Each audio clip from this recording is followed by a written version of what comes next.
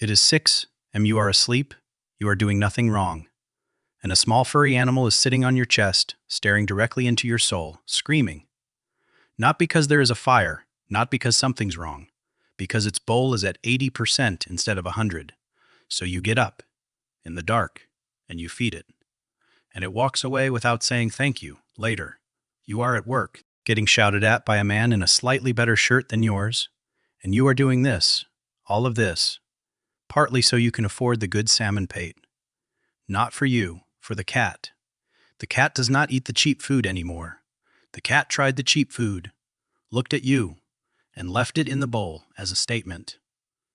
You get home. You kneel on your own bathroom floor, and you scoop its poop, with your hands, into a little bag. And here's the part that should terrify you. You don't even think about it. This is just Tuesday. You bought it a bed. A nice one. It sleeps on your face instead. You bought it a $200 cat tree. It sleeps in the cardboard box the cat tree came in. You reach out to stroke it, gently, lovingly, and it bites you, and you apologize. To the cat. And at no point, in any of this, does it occur to you to ask the one question that actually matters. Who is in charge here? Because you think you own a cat. You think you rescued it. You think it is lucky to have you. But look at the evidence again. Look at who is feeding. Who? Look at who is cleaning up after who. Look at who wakes up at 6 a.m. screaming and who gets up to obey. So before we go any further, I need you to sit with a genuinely uncomfortable idea. What if we got the whole story backwards? What if humans didn't tame this animal at all? What if, 10,000 years ago, the cat looked at us, ran the numbers, and tamed us? Look at what humans have done to this planet. Really look at it. We took the wolf, an actual wolf, a creature that could tear your throat out before you finished screaming, and we said, no, you work for us now. And over thousands of years, we bred it and shaped it and rewired it until we ended up with a pug. A dog so flattened, so redesigned, that it can barely breathe. We took one of nature's most efficient killers and turned it into a wheezing little cushion that snores when it sleeps. That is power.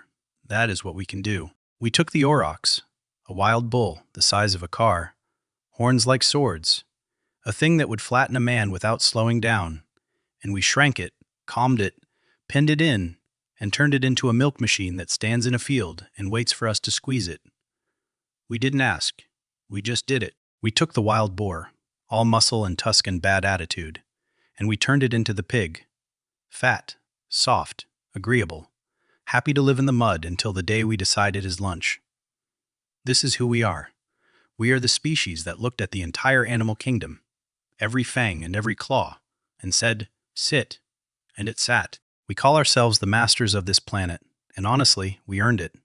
We took the wild and we filed the edges off it. We are the architects of life itself. And then you look down, there, on your sofa. On the one nice piece of furniture you own, is a small animal, licking its own genitals, in front of you, in your house, with the confidence of something that pays the mortgage, and you don't even react, because this is normal now. This is your life.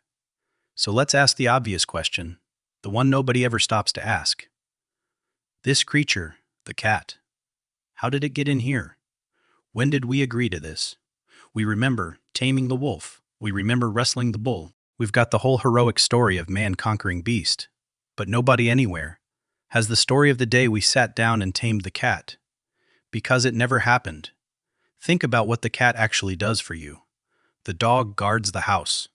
The horse carries you. The cow feeds you. The chicken lays your breakfast. Every animal we brought in for a reason. They have a job. They earn their keep. The cat's job is, well, think about it. What does it do? It sleeps. On average, 16 hours a day. It eats food you bought. It uses a toilet you clean. By hand, it ignores you for most of the day. And then, for reasons known only to itself, walks across your keyboard at the exact moment you are trying to work. It contributes nothing. It obeys nothing.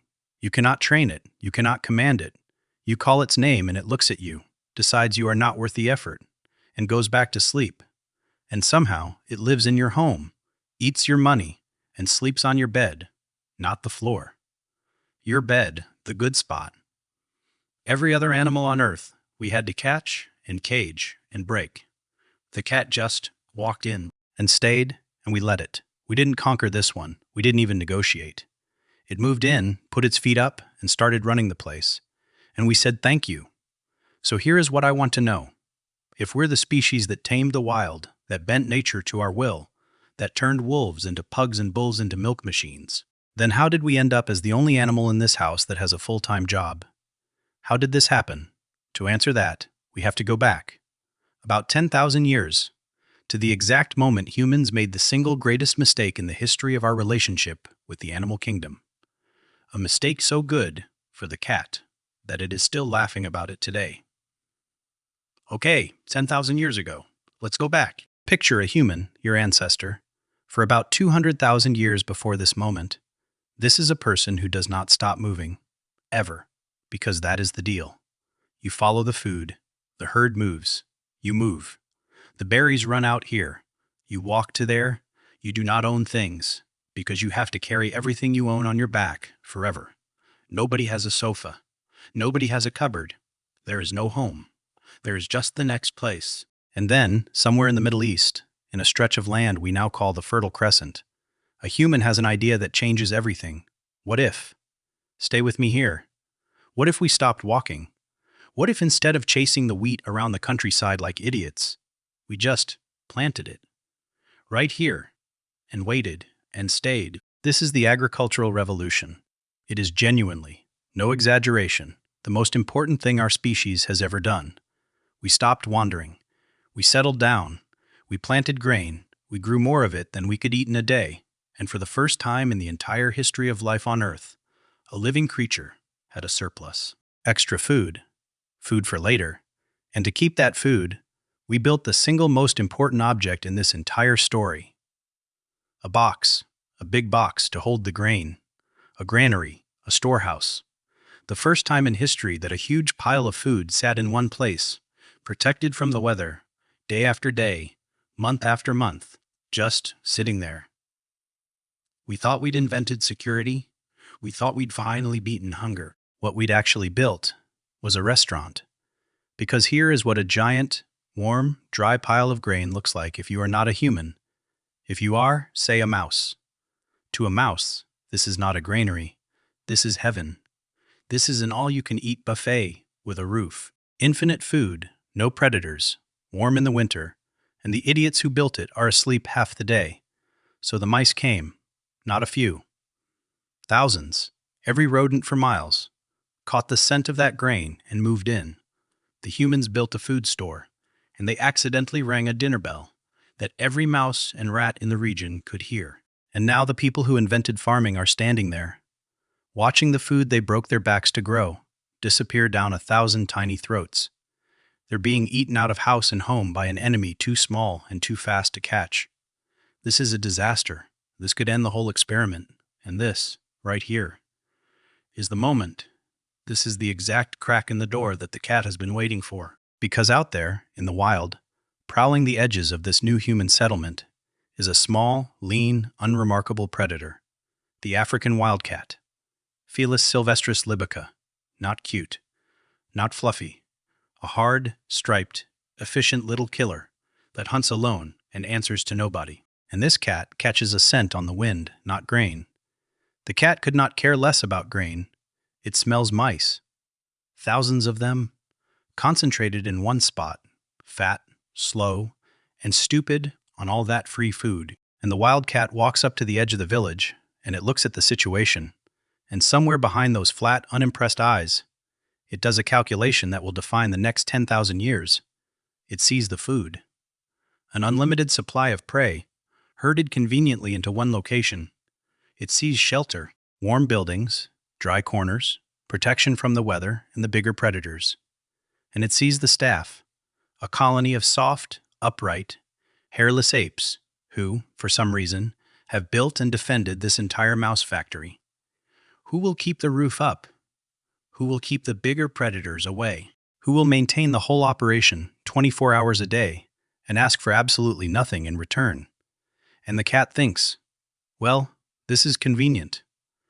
Now here is the part people always get wrong. We tell this story like it is a rescue, like the noble humans invited the cat in and gave it a home. That is not what happened. Nobody caught this cat, nobody dragged it in, nobody tamed it. The cat did the math, and the cat walked in on its own 4 feet. It chose us. It looked at the buffet, checked the amenities, glanced at the staff, and decided to stay. Scientists call this self-domestication, which is a very polite, very scientific way of saying nobody domesticated anything. The cat domesticated itself. It saw a good deal, and it took it. We didn't select the cat. The cat selected us. And this isn't a guess.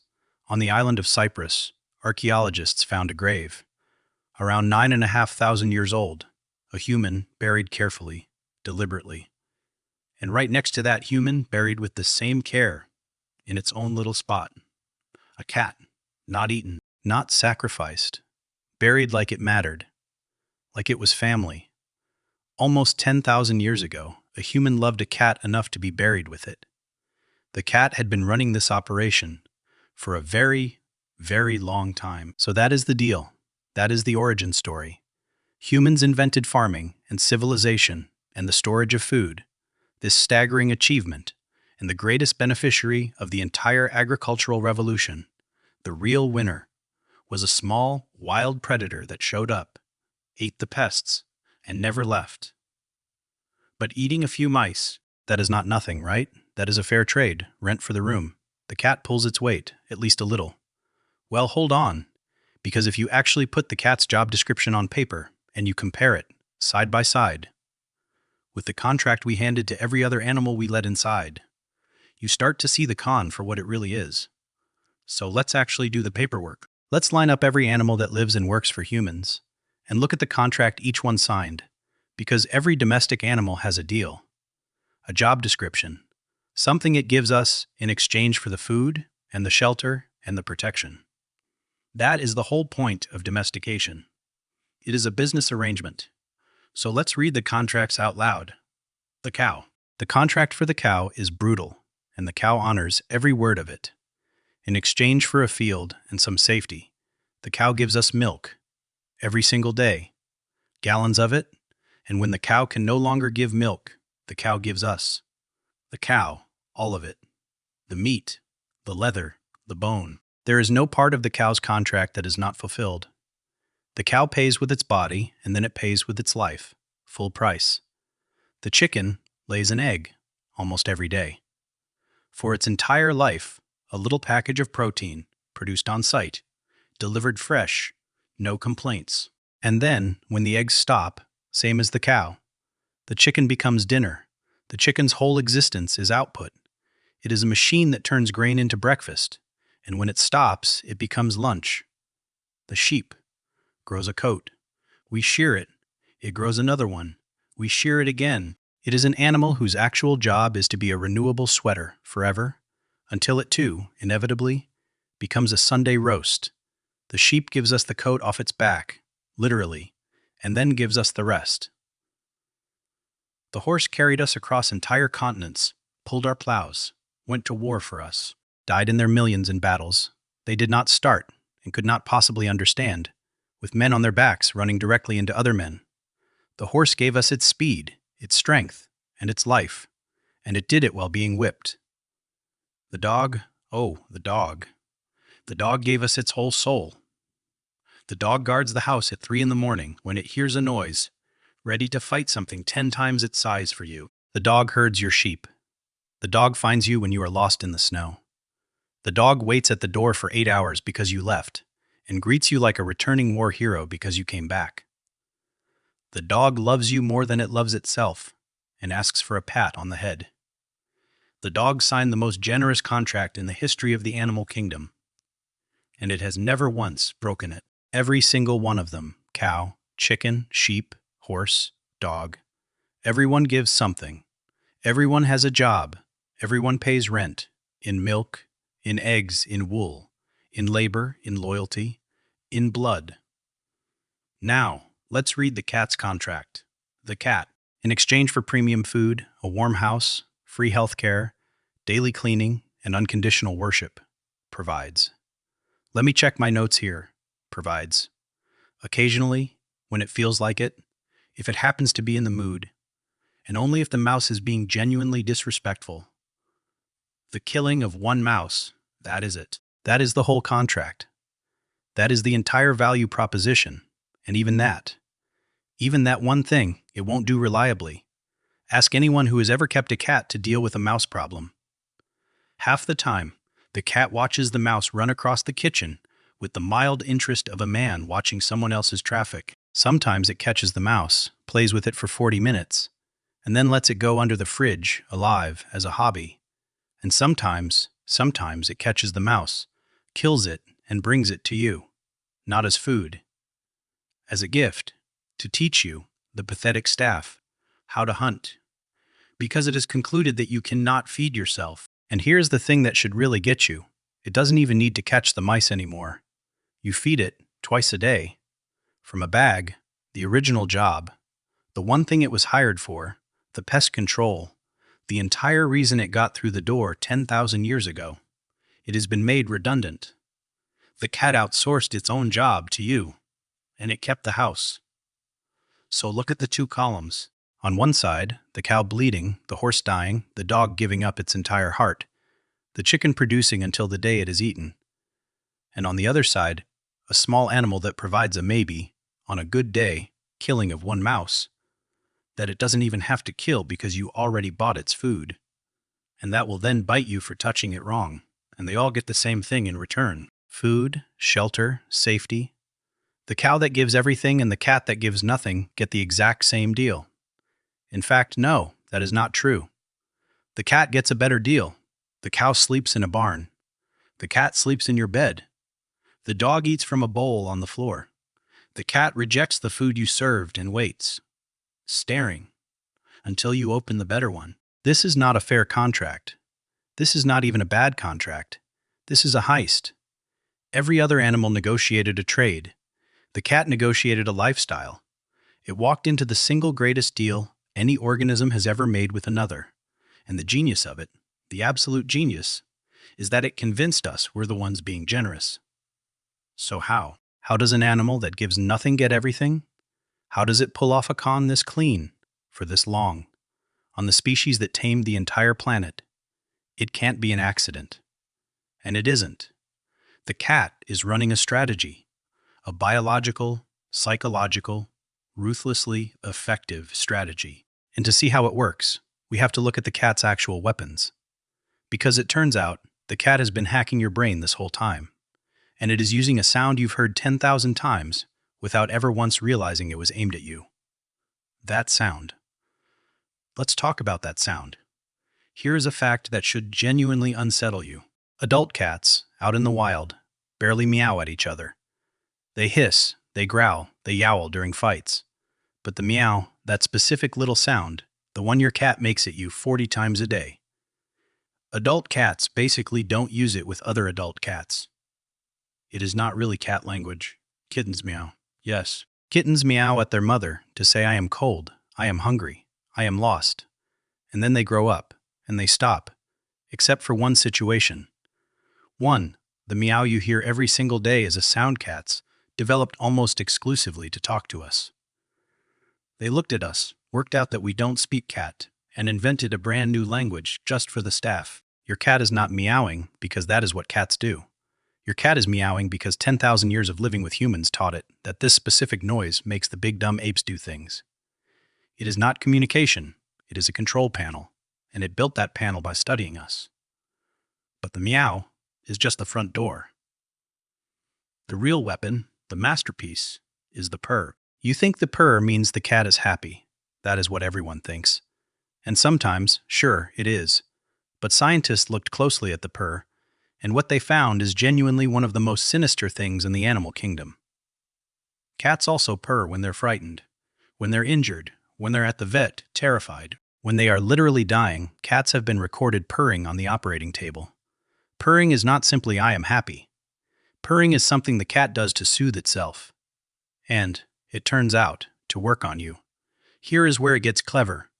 Researchers studied the sound of the purr, and they found that some cats have learned to bury a second sound inside it.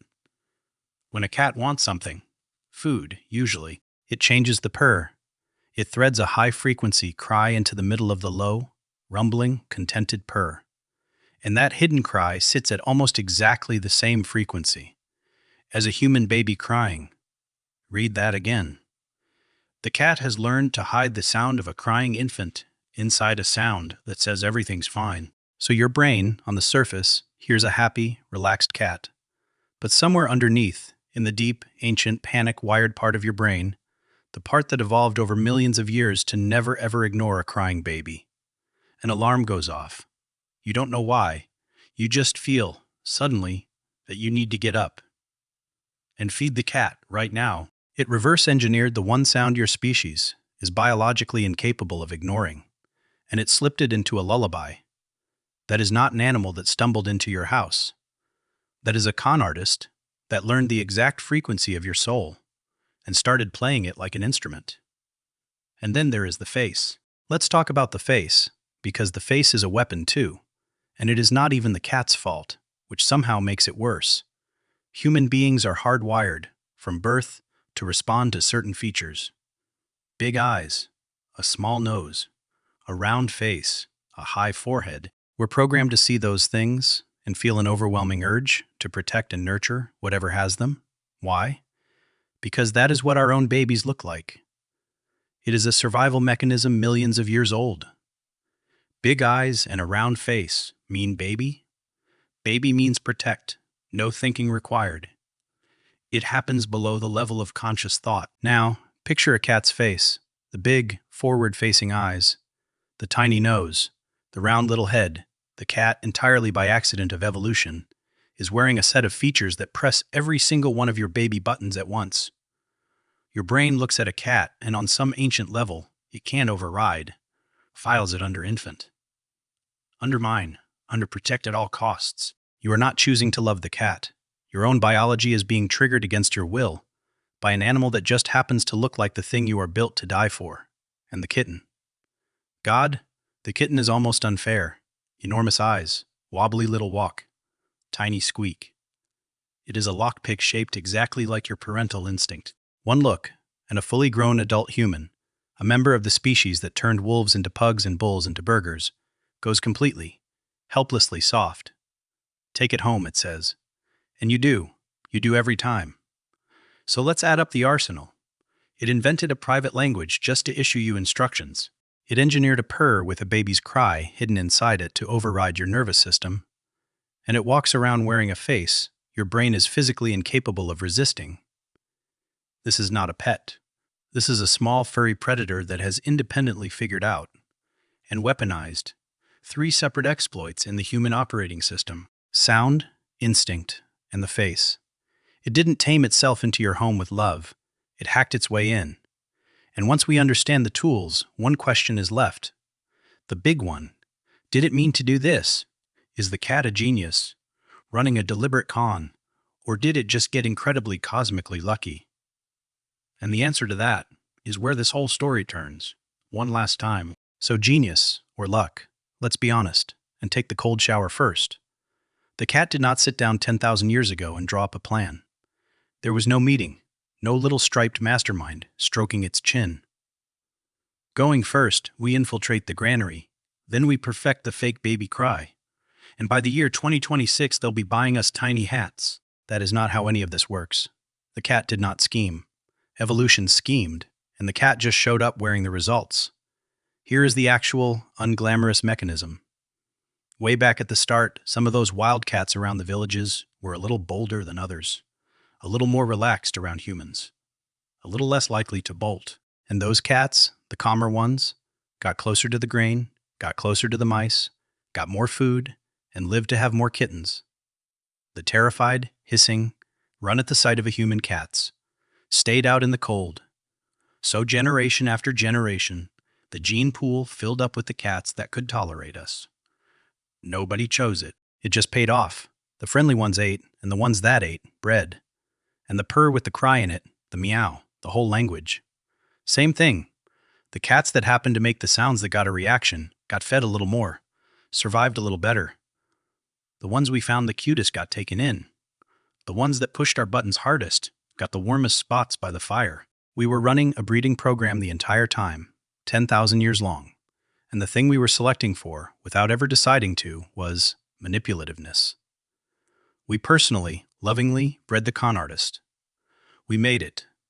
We looked at 10,000 years of cats, and every single generation, we picked the one that was best at fooling us, and we gave it more food. This is our fault. So no, the cat is not a criminal genius. It never meant to do any of it. And somehow, that is so much worse, because a con man at least has to try. A con man has to plan, and sweat, and worry about getting caught. The cat does none of that. It runs the single most successful long con in the history of life on this planet by accident, in its sleep, while yawning. It is not even paying attention. It doesn't have to. And here is the final number that ends the argument. There are, on this earth, something like 600 million pet cats. 600 million. The African wildcat, the ancestor, the hard little killer that started all this, is rare, struggling, barely hanging on in the wild. But its descendant, the one that chose to walk into the village, has spread to nearly every country on the planet, lives in warm houses, is fed premium food, from a bag, by hand, has an entire global industry built to serve it, has millions of humans who clean up its waste, pay its medical bills, buy it toys it ignores, and post pictures of it online for other humans to admire. In pure evolutionary terms, the cat did not just win. It won more completely than almost any predator has ever won anything. It conquered the entire world without a single battle. It got the apex species of the planet, the thing that split the atom and walked on the moon, to serve it dinner, and it did it by giving up nothing. Not its independence, not its attitude, not even the pretense of gratitude. It never once had to say thank you. Think about what everything else gave up. We took the wolf, that magnificent, wild, howling thing, and we squeezed it and shrank it and folded it until we got the pug. A creature that can barely breathe, bred purely to please us. That would die without us in a week. We broke the wolf completely. We turned it into a thing that lives for our approval, and then we turned to the cat. And we tried to do the same thing. And the cat looked at what we did to the wolf, and it simply declined. It moved into the house, exactly like the dog. It took the food, exactly like the dog. It took the warmth and the safety and the 10,000 years of care. And it gave up nothing in return. It is still, genetically, almost identical to its wild ancestor. You are not living with a tamed animal. You are living with a wild predator that has agreed, conditionally, to stay as long as the service remains acceptable. Your cat could survive without you. It just doesn't see why it should have to. So the next time it is 6 in the morning, and there is a small furry animal sitting on your chest, staring into your eyes, demanding breakfast, and you get up. Because of course you get up. Just take 1 second, before you pour the food, to appreciate what is actually happening here. You did not domesticate this animal. You did not tame it. You did not win. 10,000 years ago, a small wild predator did the maths, walked into human civilization of its own free will, and quietly took over. It never signed the contract. It never did the job. It never gave up its wild little heart. It just moved in, invented a language to boss you around, hacked your brain with the cry of a baby or the face of your own child, and waited for you to fall in love, and you did. Every time, all 600 million of us, we didn't domesticate cats. They domesticated us. And the worst part, if they could read this, they wouldn't even care.